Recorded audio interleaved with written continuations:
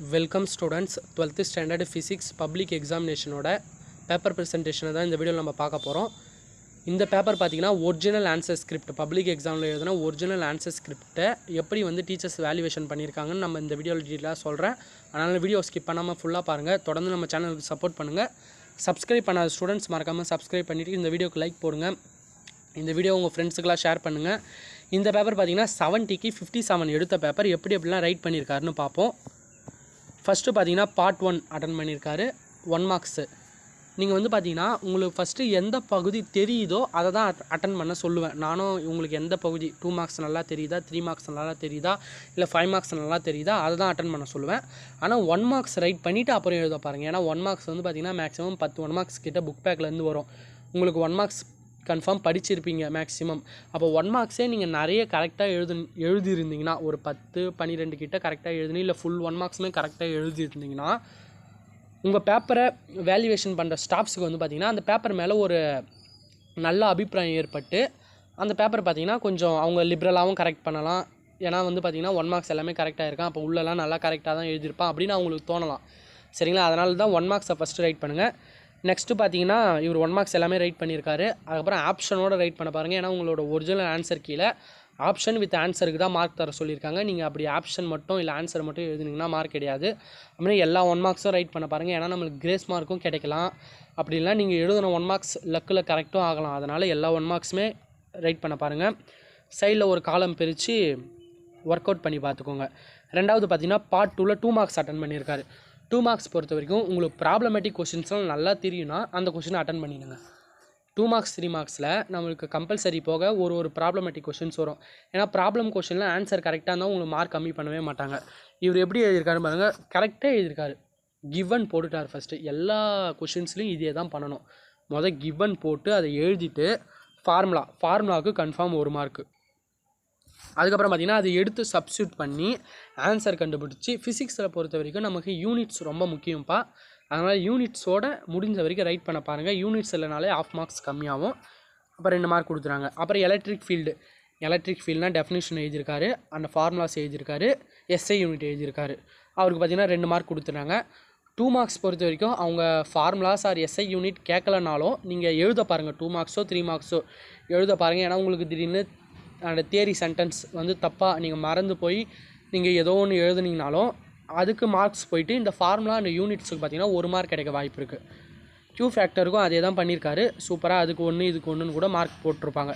2 marks பொறுத்த வரைக்கும் நம்ம டெஃபினிஷன் எழுதுனாலே மார்க்ஸ் வந்துரும். சப்போஸ் உங்களுக்கு தப்பா ஆயிடுச்சுனா நீங்க அதையும் நீங்க பார்க்கணும். அதனால ரெண்டுத்தையும் ரைட் பண்ண பாருங்க. அப்புறம் ஆம்பியர் சர்க்யூட் எல்லாமே அதே மாதிரி பாத்தீங்கன்னா பாக்ஸ் போட்டு காமிங்க. எந்தெந்த ஃபார்முலாஸ்லாம் எழுதுறீங்களோ அதெல்லாம் ஹைலைட் பண்ணி காமிங்க. அதெல்லாம் இன்னும் சூப்பரா இருக்கும். அதே மாதிரி நம்ம ஓவரா நீங்க டெக்கரேஷனும் பண்ணாதீங்க. ஒரு மேகம் வரையத்தை அந்த மாதிரி அதிகமா பண்ண வேணாம். லைட்டா ஜஸ்ட் ஒரு சிம்பிளா. ஏன்னா உங்களுக்கு டைம் மேனேஜ்மெண்ட்டும் இருக்கு.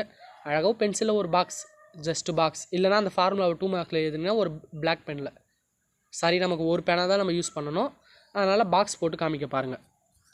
அதுக்கு அப்புறம் பாத்தீங்கன்னா ஆக்டிவிட்டி ஆஃப் டிகே ரேட் கேட்டிருக்காங்க. அதெல்லாம் இவர் தியரி தப்பா எழுதிட்டாரு. ஆனா எஸ்ஐ யூனிட் எழுதிட்டால ½ மார்க்ஸ் கொடுத்துட்டாங்க. இந்த மாதிரி இடத்துல அது கன்ஃபார்ம் உதவும். அப்புறம் வொர்க் ஃபங்க்ஷன் அதுக்கு எப்படி எழுதிருக்காரு பாருங்க. ரெண்டாவது பார்ட் 4 அவருக்கு 5 மார்க்ஸ் எல்லாமே கரெக்ட்டா தெரிஞ்சிருக்கும். அதனால அதை அட்டெண்ட் பண்ணிருக்காரு. ஃபர்ஸ்ட் பாத்தீங்கன்னா ப்ராப்பர்ட்டீஸ் ஆஃப் எலக்ட்ரோமேக்னெட்டிக் வேவ்ஸ். இதுல பாத்தீங்கன்னா 2 क्वेश्चन கேட்டிருந்தாங்க. இந்த ப்ராப்பர்ட்டீஸ் ஆஃப் எலக்ட்ரோமேக்னெட்டிக் வேவ்ஸ்க்கு 4 மார்க்ஸும் இதுக்கு ரிலேட்டடா புக்ல ஒரு எக்ஸாம்பிள் ப்ராப்ளம் இருக்கும். அது 1 மார்க் தந்திருந்தாங்க. அப்ப நமக்கு பாத்தீங்கன்னா ஒரு 5 மார்க்ஸ் क्वेश्चनो இல்ல 4 மார்க்ஸ் क्वेश्चनो நீங்க வந்து மேக்ஸिमम ஒரு 7 பாயிண்ட் எழுத பாருங்க. ஏன்னா உங்களுக்கு ஒரு பாயிண்ட் தப்பா இருந்தாலும் அவங்க இன்னொரு பாயிண்ட கணக்கு எடுத்துட்டு அவங்க மார்க்ஸ் கொடுப்பாங்க. நீங்க வெறும் 5 பாயிண்ட் தான் எழுதுனீங்கன்னா அதுல ஒன்னு தப்பானாலே உங்களுக்கு 4 மார்க்ஸ் தான் வரும். அதனால அதை கரெக்ட்டா எழுத பாருங்க. அழகா டயகிராமோட ரைட் பண்ணிருக்காரு. இந்த ப்ராப்ளத்துல பாத்தீங்கன்னா அவர் எடுத்து எழுதி இந்த ஆன்சர் தப்புன்னு போட்டுருக்காங்க. இருந்தாலும் அந்த ப்ராப்ளத்துக்கு 1 மார்க் தான். அவர் ஃபார்முலா எழுதிருக்காரு, சப்ஸ்டிட்யூட் பண்ணிருக்காரு. அதனாலயே அவங்க பாத்தீங்கன்னா ஃபுல் மார்க்ஸ் கொடுத்துட்டாங்க. அதனால எந்த क्वेश्चंसையும் விட்டுட்டு வராதீங்க. இப்படியாச்சும் அட்டெண்ட் பண்ண பாருங்க. ஃபார்முலா போட்டு நீங்களே பண்ணிட்டு பாருங்க. உங்களுக்கு அந்த ப்ராப்ளமை அட்டெண்ட் பண்ற சிச்சுவேஷன் வந்ததுனா அந்த கிவனை எடுத்து எழுதி உங்களுக்கு ஃபார்முலா வந்து நீங்க படிச்ச क्वेश्चनல இருந்து தான் வர போகுது. நீங்க எக்ஸ்பிரஷன் ஈக்குவேஷன்ஸ் படிக்கிறீங்க பாத்தீங்களா? பெரிய டீடைல் क्वेश्चनல அதுல இருக்க ஃபார்முலாவே நல்லா யோசிச்சு போட பாருங்க. அப்புறம் microscopy forms of Ohm's law. இது அழகா டயகிராமுக்கு 1 மார்க். அப்புறம் பாத்தீங்கன்னா ஈக்குவேஷனை ஹைலைட் பண்ணி காமிக்க பாருங்க. அடித்தல் திருத்தல் இல்லாமல் எழுதுங்க. எதனா நீங்கள் அடிச்சிங்கன்னா ஒரு ஸ்ட்ரைக் அவுட் பண்ணிவிட்டு இது என்னால் அடிக்கப்பட்டது அப்படின்லாம் இங்கிலீஷில் this was stricken by me, this was cut by மீன்னு எழுத பாருங்கள். அது கன்ஃபார்ம் வந்து எதிர்பார்ப்பாங்க, எழுதணும். ஏன்னா இது வந்து உங்களுக்கு ஏற்கனவே நீங்கள் 11th பப்ளிக்கில் பண்ணியிருப்பீங்க, தெரியாத ஸ்டூடெண்ட்ஸ் தெரிஞ்சுக்கோங்க. அதுமாதிரி முக்கியமான ஈக்குவேஷன்லாம் வந்து பார்த்திங்கன்னா பாக்ஸ் போட்டு காமிக்க பாருங்கள். ஈக்குவேஷன்ஸுக்கு மேலே இருக்க தேரி பார்த்திங்கன்னா நீங்களே வந்து எழுதிக்கலாம். அப்போ ஈக்குவேஷனுக்கு இந்த ஈக்குவேஷனுக்கு 1 மார்க்கு, அப்புறம் கரண்ட்டுக்கு 1 மார்க்கு, அதுக்கப்புறம் பார்த்திங்கன்னா கரண்ட் டென்சிட்டிக்கு 1 மார்க்கு, மொத்தம் 5 மார்க் போட்டாங்க. அப்புறம் ஆர்எல்சி சர்க்யூட்டுக்கு 4 மார்க் தான் போட்டிருக்காங்க. எங்கே தப்பு பண்ணியிருக்காருன்னு பார்ப்போம். ஆனால் டயக்ராமுக்கு 1 மார்க் கொடுத்துட்டாங்க. இந்த டயக்ராமுக்கு 1 மார்க்கு. அப்புறம் பார்த்திங்கன்னா இசட் இம்பிடன்ஸ் கண்டுபிடிச்சிருக்காரு, அதுக்கும் 1 மார்க்கு. அதுக்கப்புறம் பார்த்திங்கன்னா அதோட ஆங்கிள் கண்டுபிடிச்சிருக்காரு, 1 மார்க்கு. 1 மார்க். ஆனால் அவங்க இன்னும் எதிர்பார்த்த தகவல் ஏதோ இவர் கொடுக்கல போலக்குது, அதனால் அவர் மார்க் வந்து கம்மி பண்ணிட்டாங்க. அதேமாதிரி கேசஸ் எழுதியிருக்காரு. இது வந்து ஒரு குட் பாயிண்ட். எந்தெந்த கொஷினில் கேசஸ் இருக்கோ அதை வந்து ஜஸ்ட் ஒரு டைம் பார்த்துட்டு அதையும் எழுத பாருங்கள். அப்புறம் ஒர்க்கிங் ஆஃப் சைக்ளோட்ரான். நம்மளுக்கு ஃபிசிக்ஸ் பொறுத்த வரைக்கும் எக்ஸ்ப்ரெஷன்ஸ் மாரியே நமக்கு தேரியாக எழுதுகிற கொஷின்ஸும் வரும். தேரியாக எழுதுகிற கொஷின்ஸ்னால் பிரின்சிபல் எழுத பாருங்கள். இவர் டயக்ராமுக்கு 1 மார்க் கொடுத்துறாங்க. டயக்ராமை நீட்டாக வரீங்க. இவர் வந்து பார்த்திங்கன்னா ரவுண்டு போடுறப்ப சப்போஸ் அந்த மாதிரி மிஸ்டேக் ஏற்படும் தான் கையில் ரவுண்டு போடுறப்ப, இதனால் ஸ்கேல் பென்சில் யூஸ் பண்ணி எவ்வளோ நீட்டாக வரைய முடியுமோ வரைய பாருங்கள். 1 மார்க்ஸ் கொடுத்துட்டாங்க. பிரின்சிபல் பாருங்கள். பிரின்சிபல் அங்கேயே ரவுண்டு போட்டிருக்காங்க. அங்கேயே அவர் அந்த ஸ்பெல்லிங்கே எதுவும் தப்பாக எழுதியிருக்காரு பொழுது, அப்படி அவங்க தப்பாக போட்டுட்டாங்க. அதான் பிரின்சிபல் கொஞ்சம் மிஸ்டேக்காக எழுதியிருக்காரு, அதனால தான் அண்டர்லைன் பண்ணியிருக்காங்க. எப்பயுமே பிரின்சிபலை நம்ம தப்பே பண்ணக்கூடாதுப்பா. நீங்கள் ஸ்டார்டிங்லேயே எழுதுறீங்கன்னா ஒரு பாயிண்ட்டு, அங்கேயே வந்து நீங்கள் அந்த கொஷினை தப்பாக காமிச்சிக்கக்கூடாது. நீங்கள் ஒரு கன்ஸ்ட்ரக்ஷன் எழுதுறீங்கன்னா உங்களுக்கு தெரியலனா உள்ளே ஏதோ ஒரு 2 பாயிண்ட்டு உங்களுக்கு தோணுதை வச்சு, அதான் உங்களுக்கு படித்ததை வச்சு நீங்கள் வந்து எழுதுவீங்க. அந்த தப்பை வந்து நீங்கள் ஸ்டார்டிங்லேயே பண்ணாதீங்க. ஸ்டார்டிங்லேயே தெரியலனா நீங்கள் அதை வந்து உங்களோட லெட்டர்ஸை வச்சு எழுத பார்க்காதீங்க. கொஞ்சம் யோசித்து கொஞ்சம் பிரின்சிபல்லாம் ஏன்னா கரெக்டாக இருக்கணும். பிரின்சிபல்லாம் இம்மா பெருசு எழுதணும்னு கூட அவசியம் இல்லை. நம்ம 2 லைன் எழுதினாலே போதும். அதுக்கு நிறைய மெட்டீரியல்ஸ் இருக்குது. நிறைய வந்து உங்கள் ஸ்டாஃப்ஸ் கிட்ட கேட்டாலே சொல்லுவாங்க. அதுக்கு என்னான்னு புரிஞ்சுக்கிட்டு எழுத பாருங்கள். ஏன்னா பிரின்சிபலுக்கு 1 மார்க்கு, இப்போ 2 மார்க் தான் போட்டிருக்காங்க. அதனால் நம்ம எப்பயுமே தேரி கொஷின்ஸுக்கு மார்க்ஸ் வந்து டீட்டெயிலில் பொறுத்த வரைக்கும் கம்மியாகும். உங்களுக்கு தேரி கொஷினா எக்ஸ்பிரஷன் கொஷினான்னு கேட்டிங்கன்னா நீங்கள் எக்ஸ்பிரஷன் தெரிஞ்சிருந்தால் எக்ஸ்பிரஷனே அட்டன் பண்ணுங்கள். ஏன்னா அதான் உங்களுக்கு ஈஸியாக மார்க்ஸ் ஸ்கோர் பண்ணி தரும். தேரி கொஷின்ஸ் நீங்கள் எம்மாத்திரம் எழுதினாலும் அதில் என்ன தப்பு பார்த்து மார்க் குறைச்சிருவாங்க. கன்ஸ்ட்ரக்ஷன் ஒர்க்கிங் அவங்க படித்து பார்த்துருப்பாங்க. கொஞ்சம் பாயிண்ட்ஸ் அவங்களுக்கு போதுமான பாயிண்ட்ஸ் இருந்திருக்காது. அதனால் 2 மார்க்ஸ் தான் போட்டிருக்காங்க பாருங்கள். அது இல்லாமல் இந்த ஈக்குவேஷன்ஸ்லாம் வேறு அதான் இதில் தப்பு பண்ணக்கூடாதுப்பா. தேரி கொஷின்ஸ்லேயே உங்களுக்கு எக்ஸ்பிரஷன் ஈக்குவேஷன்ஸ்லாம் வருதுன்னா அதெல்லாம் கன்ஃபார்ம் தப்பே பண்ணக்கூடாது. அதில் இவர் எல்லாமே தப்பு பண்ணியிருக்காரு, அதனால் மார்க் கம்மி பண்ணிட்டாங்க. அதுமாரி லிமிட்டேஷன்ஸ் அட்வான்டேஜ் எல்லாமே இருந்தால் எழுதுங்க. அப்புறம் 34ல் ஏ அட்டன் பண்ணியிருக்காரு. கூலும்லானா என்னென்னு எழுதி அதுக்கு ஃபார்முலா எழுதியிருக்காரு, 2 மார்க்கு. அப்புறம் கூலும் லாக்கும் கிராவிடேஷனல் ஃபோர்ஸுக்கும் டிஃப்ரென்ஸு. இப்போ இது 2 மார்க்னால் இது நம்மளுக்கு 3 மார்க்குன்னு தெரியும். அவர் எத்தனை பாயிண்ட் அட்டன் பண்ணியிருக்காருன்னா 5 பாயிண்ட் 6 பாயிண்ட் கிட்ட அட்டன் பண்ணியிருக்காரு. அதான் ஏன்னா ஒரு பாயிண்ட் நம்மளுக்கு தப்பானாலும் இன்னொரு பாயிண்ட் நம்மளை காப்பாற்றும். சரிங்களா? அதனால் வந்து ஃபுல் மார்க்ஸ் கொடுத்துட்டாங்க.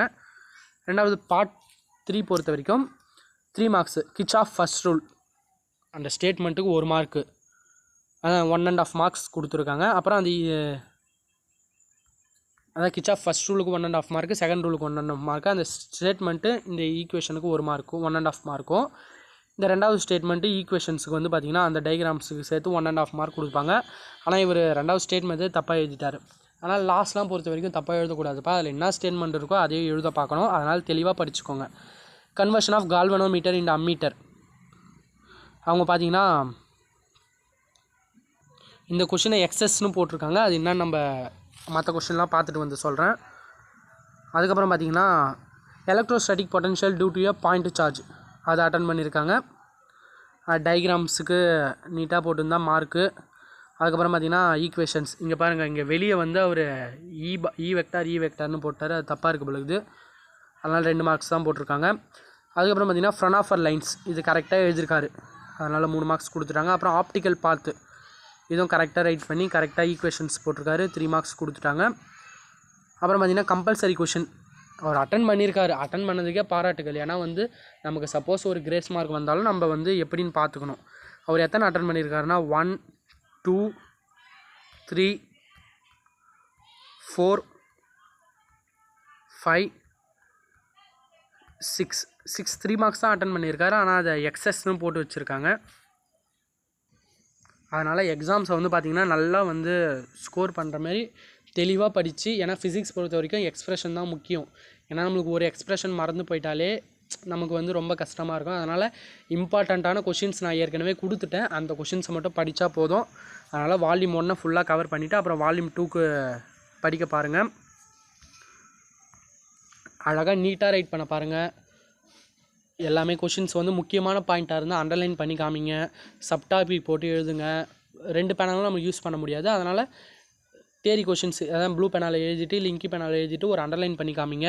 அதெல்லாம் வந்து பார்த்திங்கன்னா நல்லா மார்க்ஸ் ஸ்கோர் பண்ணி தரோம். அதே மாதிரி பார்த்திங்கன்னா உங்களுக்கு தியரி கொஷின்ஸ் அட்டன் பண்ணுறதா இல்லை எக்ஸ்ப்ரெஷன் கொஷின் அட்டன் பண்ணுறதா உங்களுக்கு கன்ஃபியூஷனாக இருந்ததுன்னா எக்ஸ்ப்ரெஷன் கொஷினை தொடுங்க.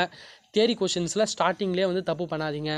ஸ்டார்டிங்கில் ஓரளவு கரெக்டாக இதை பார்த்துட்டு நடுவில் ஒர்க்கிங்கில் கூட உங்களுக்கு தெரிஞ்ச பாயிண்ட்டை வச்சு நீங்கள் அந்த டயக்ராம் வச்சா கன்ஸ்ட்ரக்ட் பண்ண பாருங்கள். இருந்தாலும் அதனால தான் சொல்கிறேன், இப்போ பிரின்சிபல் கன்ஸ்ட்ரக்ஷன் கிட்ட கொஞ்சம் தெளிவாக படிச்சுக்கணும். அப்புறம் லிமிட்டேஷன்ஸ் அட்வான்டேஜஸ்லாம் கொஞ்சம் தெளிவாக படிச்சுக்கணும். இவர் பார்த்திங்கன்னா 57 மார்க் எடுத்திருக்காரு. அப்போ எந்தெந்த தப்புலாம் பண்ணியிருக்காருன்னு உங்களுக்கு இப்போ ஒரு ஐடியா வந்திருக்கும். அந்த தப்புலாம் பண்ணாமல் நீங்கள் நல்லா சிறப்பாக எழுதி மார்க்ஸ் ஸ்கோர் பண்ணுங்கள். Okay students.